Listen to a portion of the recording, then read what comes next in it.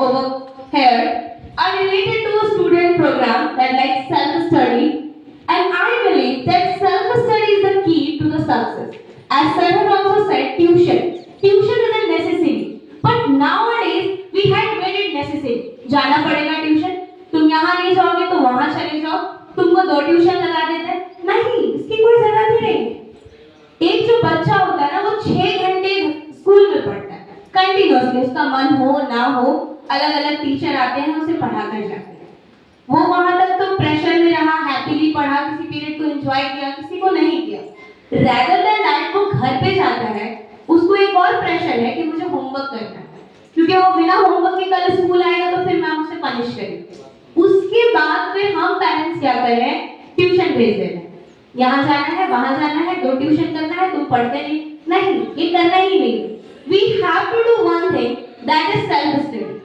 Maximize that self-study in your child. When they will start studying by themselves, they get to know lots of queries. क्या होता है जब हमें कोई नहीं पढ़ाता और हम खुद से पढ़ते हैं तो 100 सवाल हमारे मन में आने शुरू हो जाते हैं। As example, if I am reading something over here and I didn't get the meaning of performing. Performing क्या होता है, कैसे होता है, इसका स्पेलिंग को कैसे पढ़े, तो ये मेरे दिमाग में कब आएगा, जब मैं सेल्फ स्टडी करूं। किसी टीचर ने मुझे पढ़ा दिया, subjects for the student is performing, मैंने कैच कर लिया परफॉर्मिंग, क्योंकि मैम ने पढ़ा, मैंने रिपीट कर दिया, तो मेरे मन में कभी सवाल आया ही नहीं। We have lots of question inside ourselves, लेकिन हम लोग पूछते नहीं। ये हमारे लिए भी और बच्चों के लिए भी। अभी बहुत सारे वर्ड्स माइट भी, किसी को विजिबल नहीं है, दिख नहीं रहा हो, या फिर पढ़ने नहीं आ रहा हो, लेकिन हमने नहीं पूछा। क्यों? क्योंकि हमें डर है कि हमारा इंसल्ट हो जाए।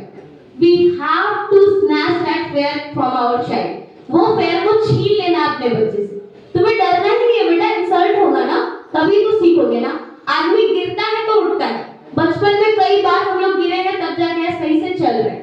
तो ये बच्चों पे दिमाग में डाल देना होगा कि देखो तुम्हारा इंसल्ट हो, तुम्हें टीचर डांटे या मैं तुम्हें कुछ बोलूं, तुमको इंसल्ट के तौर पे नहीं लेना है, क्योंकि ये जो एज है क्लास 8, 9, 10 के बच्चे तुरंत फील कर लेते हैं कि मैम ने मुझे इंसल्ट किया, अरे मैम ने मुझे बेइज्जत कर दिया, मैं नहीं आऊंगा स्कूल। क्यों? क्योंकि उन्होंने सबके सामने मुझे डांट दिया। ये लोग उसे ये नहीं समझ रहे हैं कि ये मेरा पॉजिटिव पॉइंट है। यहाँ से टर्निंग पॉइंट की शुरुआत होती है। टर्निंग तभी आपकी लाइफ में आता है जब आपको किसी ने किसी चीज के बारे में सही तरीके से बताया। अगर मैं कुछ भी बोलूं और आप लोग सुनो तो ये सही नहीं है, लेकिन मैं अगर सही चीज बोलूं और आप लोग सुनो